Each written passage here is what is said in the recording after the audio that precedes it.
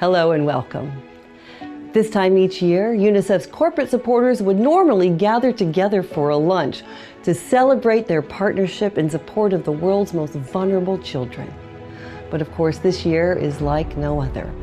And while the COVID-19 pandemic has slowed a lot of us from getting together, it has not slowed the commitment and the care of UNICEF to support those children, along with the help from their corporate supporters like yourselves.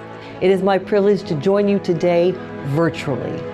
You'll be seeing that commitment to vaccines and the other levels of support that UNICEF has been continuing throughout this year with the partnership of its private corporate supporters.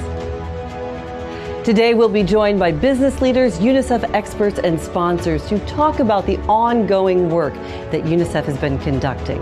Now, some of the footage was shot before the pandemic precautions were in place, so you won't be seeing masks and social distancing.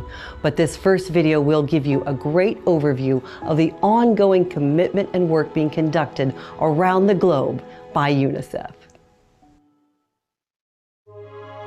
Unreasonable. It's how you have to be if you want to change things. Relentless, tenacious, stubborn.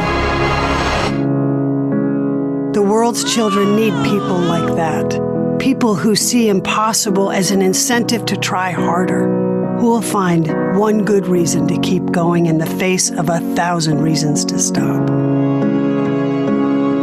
So shout out to the hardcore who get the hard yards, because big problems need big solutions from big game players. You know the type, the dogged, the determined, the unreasonable. UNICEF. We are 13,000 strong, and we won't stop until the rights of every child are protected. Will you help us? UNICEF, for every child. Welcome everybody. Thank you for joining UNICEF today. We hope that you have an enjoyable session listening to an excellent lineup of speakers who will speak about the huge challenges that they have confronted throughout 2020, but will also speak about the huge importance of corporate social responsibility, even in the very, very difficult times that we face. UNICEF has developed over 30,000 CSR partnerships right around the world, from some of the world's biggest companies like Microsoft to small and medium-sized enterprises here in Ireland. Those partnerships have allowed UNICEF to develop the biggest humanitarian warehouse in the world and the largest supply chain of humanitarian aid throughout the globe. Indeed, last year, our Supply Division in Copenhagen procured over 45% of all vaccines administered to children throughout the world. And that is why COVAX, the new global alliance of 177 countries, has come to UNICEF and asked UNICEF to be a key partner and a key pillar in the delivery of COVID-19 vaccines in a fair and equitable way around the world in 2021. Shortly, we will be going to Copenhagen to hear more about that global supply chain capacity. But first, it's my huge honour and pleasure to introduce our keynote speaker here today. Sean Doyle has just been appointed CEO of British Airways, which must surely be one of the most challenging positions in the corporate world globally. And thank you, Sean, for taking time out of your busy schedule to be with us here today. We look forward to hearing from you. You and I have both seen at first hand the huge scale and reach of UNICEF's global supply chain. We hope that you have every possible success in your new role, and on that note, I'm happy to hand over to you in London. Thank you, Peter, for your introduction, and hello everybody. I am delighted to join you today in support of UNICEF Ireland. I am speaking to you from London, from the British Airways head office here at Heathrow Airport. I rejoined the British Airways team as CEO in October of this year, following 2 years as CEO at Aer Lingus. Aer Lingus and BA, as many of you will know, are part of International Airlines Group. I first joined British Airways in 1998 as a financial analyst and spent 20 years at the airline in a number of roles, including Finance Director of BA Cargo, Head of Corporate Strategy, EVP of the Americas business, and latterly as Director of Network Fleet and Alliances. I got to travel the world, and I greatly value the experience and perspective that I gained in those years. I became CEO of Lingus at the start of 2019, and in my first year we had great success launching a refreshed brand identity, a new uniform, welcoming new aircraft and commencing new routes. I had the opportunity to learn all about Aer Lingus's long and valued partnership with UNICEF. And as a Cork man, it was great to be leading a strong team at an airline that had such an impact on me growing up, as it did, I think, on every Irish person. And then in December, we started to hear about a new virus that was emerging in China. I had experience of SARS from my time in BA, so I was naturally interested, but no one was to foresee what would happen over the next few months. As you well know, COVID-19 has been devastating, and the impact of the havoc it has wreaked has been disproportionate. I would contend that ourselves, in aviation, and UNICEF in the charity sector, represent two of the sectors hardest hit. Airlines across the world had to make the unprecedented move of grounding the majority of their commercial fleet.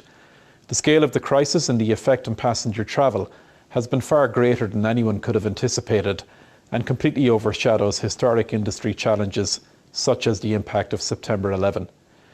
Globally, passenger numbers and revenues have simply fallen away. The impact on all airlines was unprecedented, both in its intensity and duration.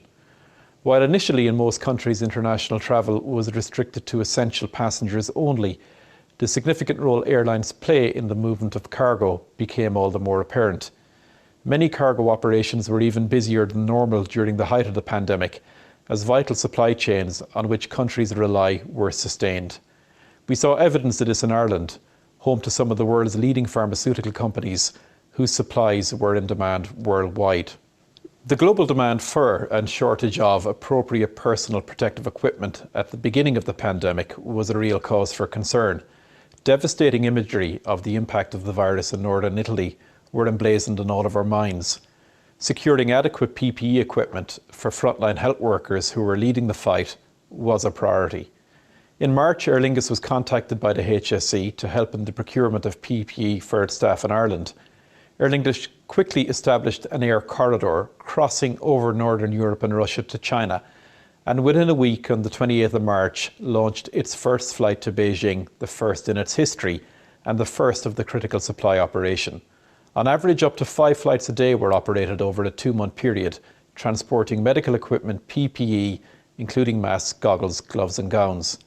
In all, 259 round trips were made, 4.75 million kilometres flown, 4,000 tonnes of cargo were carried, and over 86 million pieces of PPE were supplied to Irish healthcare workers. I speak on behalf of all at Aer Lingus when I say we were very proud to have been able to assist the Irish government in this important mission. This time last year, almost to the day, myself and Dónal had the pleasure of visiting UNICEF's Global Supply Division in Copenhagen. This visit was to witness how Aer Lingus customer donations are used by UNICEF and to see firsthand the scale of the UNICEF global coordination to emergency responses.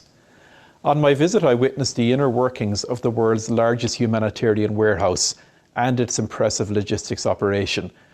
We heard about the strategies UNICEF uses to get life-saving supplies to children globally, including vaccines, nutrition, health and hygiene products.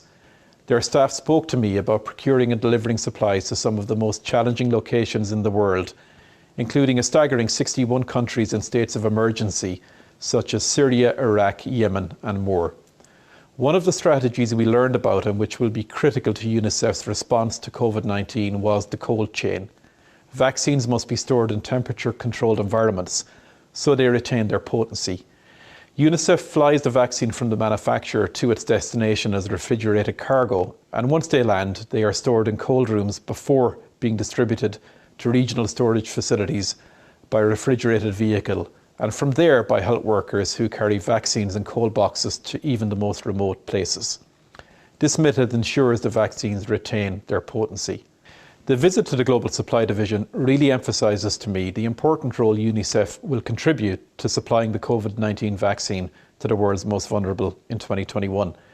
Indeed, when our own staff visit UNICEF in the field, one of their key experiences was witnessing the healthcare provided to children and women and the importance of vaccinations in general, saving children living in poverty from diseases like measles and polio. In early February of this year, just as the crisis was beginning to impact, 6 Aer Lingus UNICEF ambassadors visited Mozambique to learn of how guest donations are being used there in response to Cyclone Idai, which devastated that region in 2019. Theirs was a fascinating and uplifting lesson in human resilience and the lasting impact of the work by UNICEF. 2021 promises to be a year of hope, with enhanced testing capability, the development of greater numbers of vaccines, greater knowledge about how to live with and prevent its spread, and indeed the reduction in the potency of the virus. It's time to rebuild confidence in travelling again. It's time to open up our economies and our societies safely and reconnect with each other. I do believe that our new perspective of the world will include a greater priority on taking care of the most vulnerable in our societies, both at home and around the world. With that, I would personally wish to thank UNICEF for its work on behalf of the world's most vulnerable children. Finally, thank you for taking the time to hear from me today. Congratulations again to Sean on his recent appointment to become the CEO of British Airways. You know, it is absolutely amazing when you think about the scale of UNICEF's work in getting children access to these life-saving vaccines. And your next video is actually going to take you on a journey of UNICEF's COVID-19 response. Following that, you'll be hearing from Eva Kadilli, the director of UNICEF's Supply Division in Copenhagen.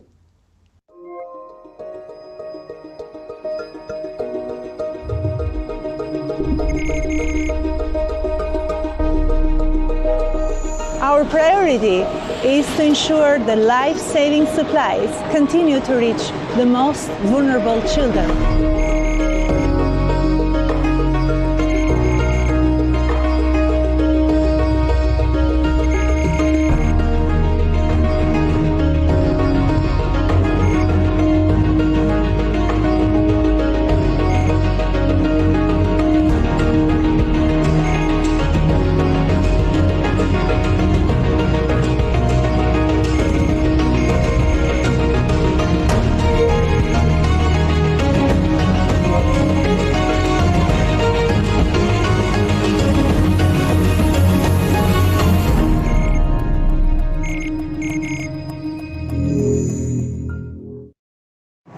Hello from UNICEF Supply Division in Copenhagen, the world's largest humanitarian warehouse. COVID-19 has affected all of us. It created an unprecedented situation for UNICEF and had a huge impact on our work. We simply had not experienced an emergency at this scale before. This was compounded with extremely challenging conditions linked to supply shortages and logistic constraints. At the same time, we had to ensure our regular programs didn't come to a halt. The disruption of immunization services is just one example of how essential services for children were impacted. Nearly 100 campaigns were postponed by May. This put children at risk of life-threatening infectious diseases such as polio and measles. We found innovative solutions to get supplies where they were needed most, and despite constraint, we secured access to critical supplies. Since the start of the crisis, we have shipped millions of dollars worth of PPE, oxygen concentrators, and diagnostic tests in support of more than 136 countries. We still face challenges today, and systems remain fragile. But we have also seen many improvements in the supply situation. And new opportunities are emerging. A joint effort to ensure equitable access to COVID-19 vaccines is only one of these opportunities. The COVAX facility, led by Gavi, the Vaccine Alliance, is pulling purchasing power from participating countries to ensure rapid and equitable access to doses as soon as vaccines are approved for use. UNICEF has a critical role in the COVAX facility in partnership with Gavi and WHO. We are very proud to be part of a team driving this forward and leading the procurement and delivery of 2 billion doses of COVID vaccines in 2021. There are still many unknowns, of course, but to give you a sense of the scale of this operation, the procurement of COVID-19 vaccines is projected to double UNICEF overall procurement volumes across all vaccines, from about 2.5 billion doses to potentially over 4 billion doses in 2021, in addition to related supplies such as syringes and safety boxes. The complexities are enormous, and the timeline is unprecedented. In short, this will be the largest and the fastest procurement and supply operation ever. Success will require strong collaboration at all levels, and your support is absolutely essential. At UNICEF, we have seen immediate and sustained corporate support for the global fight against COVID-19. I want to thank Primark for their contribution to Supply Division and their early support for the COVID-19 response. Flexible funding such as this allows us to be both responsive in the immediate term as well as to plan ahead. We appreciated the visit of Doyle and Dónal Moriarty in 2019, both at Aer Lingus at the time, to learn more about the global coordination of our emergency responses. Within Ireland and across the globe, and we have seen tremendous support from the business community for the fight against COVID-19. Looking forward, new partnerships with new ways of thinking are critical to overcoming this pandemic. UNICEF relies on support from private sector as a core source of income. During emergencies, that need has ever greater urgency. On behalf of UNICEF, I want to encourage the Irish business community to join us in the fight against COVID-19. Peter and his team at UNICEF Ireland have experience in helping businesses drive results for children at scale. Thank you.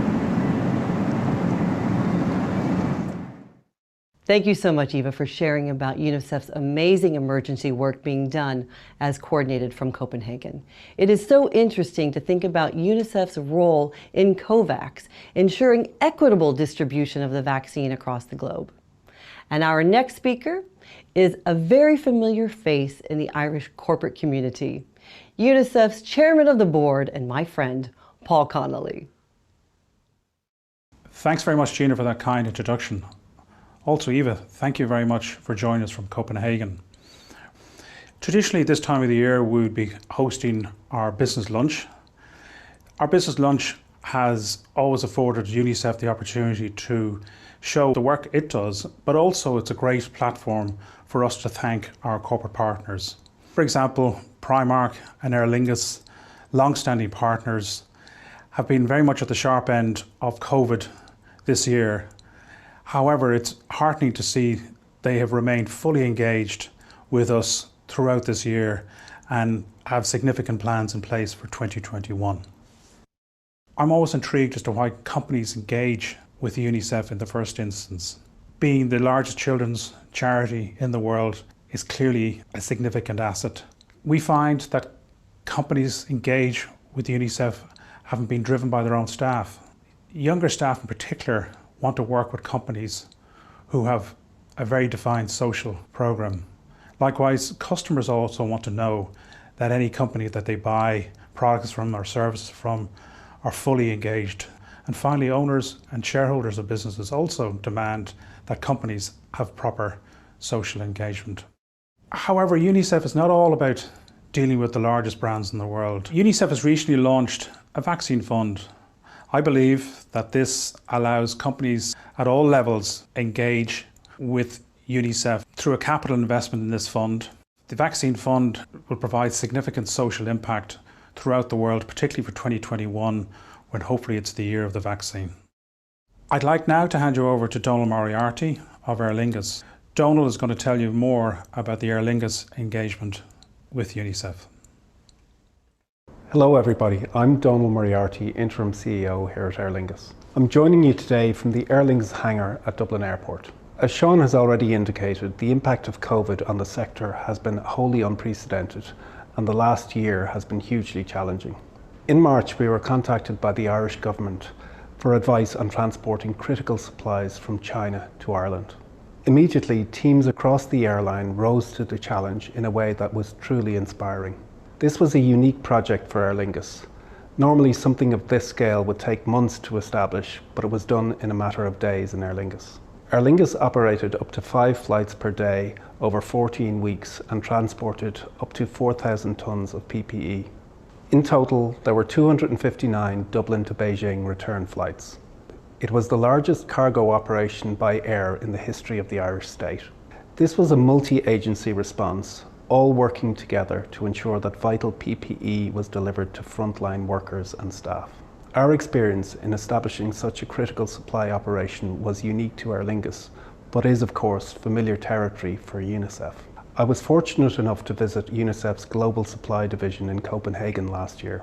There, along with Sean, Peter and Paul, I got to see up close the remarkable logistics operation that UNICEF deploy in reacting to global crises. Aer Lingus has been a proud partner with UNICEF Ireland for 23 years. Each year, Aer Lingus ambassadors visit UNICEF locations in the field. As well as seeing how our customers' donations are being invested, these visits are inspiring to our entire workforce. Those who see the effect of UNICEF's work up close become true ambassadors for UNICEF thereafter. They recruit support from both colleagues and on board with our customers. We recently increased the number of our ambassadors from 4 to 6 and broadened the scale of our ambassador programme to include colleagues from all parts of the business. We want to deepen our partnership with UNICEF and align the relationship with all parts of the company. Many of you who have travelled to North America will be familiar with our Change for Good programme. Indeed, many of you will have contributed, and I'd like to thank you for those past donations. In our 23 years of partnership, customers and staff have donated in excess of 23 million euros. That money has helped children in over 190 of the world's poorest countries and territories. The pandemic has unfortunately had a knock-on effect on our fundraising abilities in 2020. However, we look to 2021 with renewed optimism as we look for new ways to innovate and raise funds on behalf of UNICEF. It will be an important year in the global effort to combat COVID. We are honoured to, in a small way, facilitate the key role that UNICEF will play in delivering the vaccine to the most vulnerable children globally. I would like to finish by firstly thanking our UNICEF ambassadors for their ongoing commitment and support, and to thank you all for your time today. We look forward to welcoming you back on board. Thank you, Dónal, for sharing your experiences with Aer Lingus and what you have learned with your partnership with UNICEF. Today, we have heard why UNICEF's work in strengthening health systems in 2021 and beyond is so important. As part of its role in COVAX, UNICEF has already purchased 500 million syringes for the COVID-19 vaccine and will continue to work with manufacturers and partners on the procurement of vaccine doses, as well as freight, logistics, and storage of COVID-19 vaccines. It has been inspiring to learn from business leaders like Sean and Dónal about how they are leading their teams through COVID-19. And this brings us to the end of today's event about the humanitarian and corporate response to COVID-19. I'd like to thank each one of our speakers and you, the audience. Please keep in mind that support from the private sector is critical to ensuring UNICEF can help the world's most vulnerable children. I'd like to strongly encourage you to reach out to UNICEF Ireland today for more innovative and effective ways of working together for children. Thank you.